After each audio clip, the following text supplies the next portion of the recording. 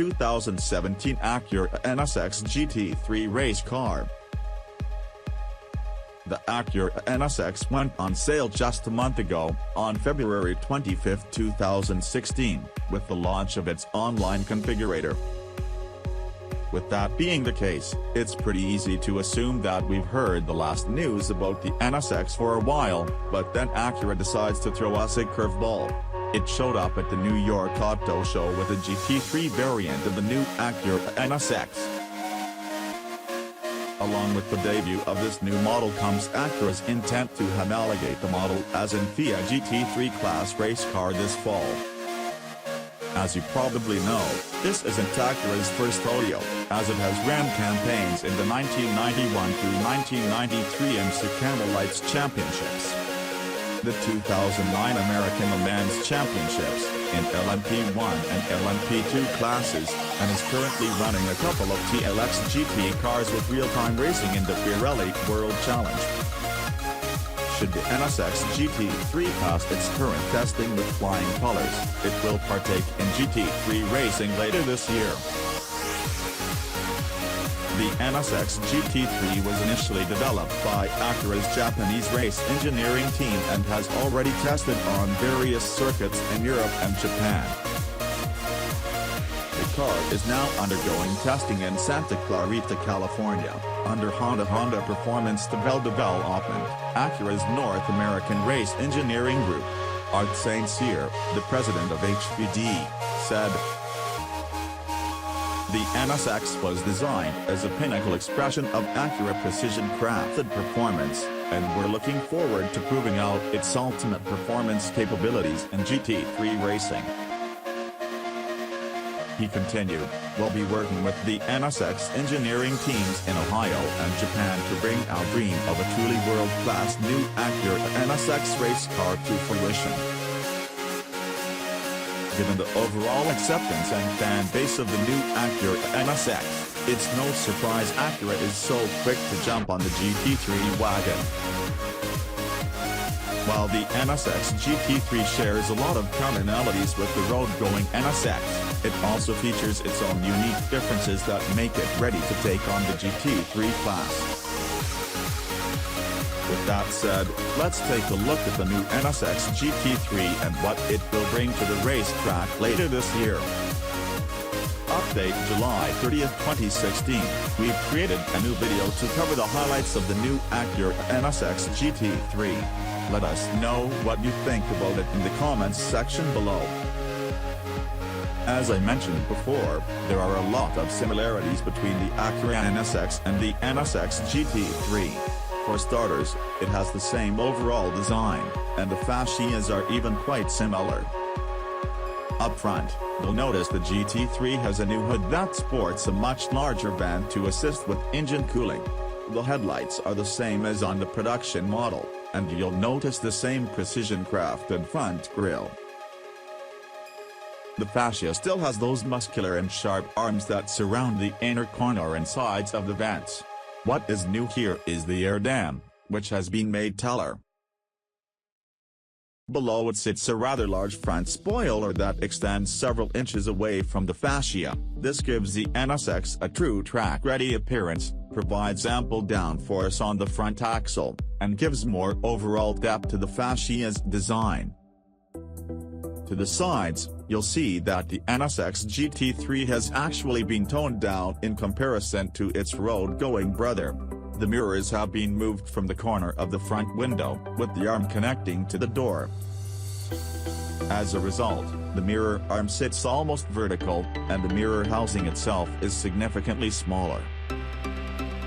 Further down the body, that aggressive body line that leads to the rear intake has been toned down to the point that it's almost non-existent on the GT3. The side skirts are also smooth, probably to assist in air distribution, and is actually rather boring compared to the production NSX. In comparison, those side skirts smoothly transition into the rear wheel arches and the rear quarter panels. It's a fitting look for a race car, but it's a good thing the road-going NSX didn't take on this bland design cue. Looking at the images we have of the NSX GT3, we can't exactly get a good look at the rear end, but we can make out a few things. The rear fascia looks to be about the same as the production model, but those corner vents look to be smaller on the GT3. At first, I thought this could just be an optical illusion produced by the angle of the picture, but under closer inspection, you can see the vents come to a sharp point at the bottom. On the production version, the vents have a flat bottom, so there is a clear difference here. There is a dramatic and functional rear diffuser, but we can't get a good view of it at this point. The other dramatic change is that large spoiler attached to the deck lid, which clearly provides plenty of downforce on the rear axle. All told, the NSX GT3 has the same ultra-rigid and lightweight body wrapped around an aluminum-intensive spaced frame. The main color is white, but there is some black accenting around the grille, on the fascia's flicks, the hood vent, and around the rear air intakes. An orange stripe runs the full width of the front spoiler, the center hub of each wheel, and the GT lettering on the doors. There is a large Acura emblem painted on the nose, and the gray coloration on the fenders and doors almost looks like someone splashed paint over this part of the body. It is pretty cool to look at, but it also symbolizes how air flows off the front flick, over the front wheel arch, and across the door before thinning out as it enters the rear air intakes. Acura hasn't had much to say about the NSX GT3's interior, but it did provide one image to give us a glimpse of what is going on inside. Needless to say, this baby looks like it's ready to hit the track. As you would expect, there is an extensive roll cage, and a carbon fiber racing seat. That seat is perched behind a flat-bottom steering wheel that has a large number of buttons on the left and right spokes. There is a driver information center ahead of the steering wheel that will probably be the home of all the information needed on the track. The center stack has been somewhat redesigned for track purposes. The HVAC vents are still perched on top, but they appear to be a bit shorter. The infotainment screen has been replaced by a glossy panel that has a couple of buttons on it and may serve as another digital display. Down below that, where the infotainment controls normally sit, there's another set of buttons, including what looks like an emergency cutoff switch. Everything on the inside, aside from the cage itself, looks to be made of carbon fiber, with the door skins sporting the NSX GT3 lettering toward the bottom. We're looking forward to seeing more images of the interior so we can get a better look at this cabin. Surely, there are a few things in here that we have yet to see. Acura has yet to release too many details about the powertrain that will push this monster around the track, but there is some information to go by. We know that it will be powered by a 3.5-liter, 75-degree, twin-turbo, HCV6 that uses the same design specifications as the engine in the road-going NSX. The same specifications for the engine block, cylinder heads, valve train, crankshaft, and even the pistons have been carried over to the GT3. It also uses a dry sump lubrication system like the road-going model. Power will be sent to the rear wheels by a 6-speed, sequential shift racing transmission. In road-going form, the NSX produces 573 horsepower and 476 pound-feet of torque with the help of its electric drivetrain.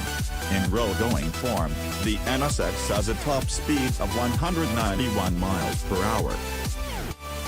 Surely these figures will change somewhat for the GT3 class, but it's impossible to say how much change there will be.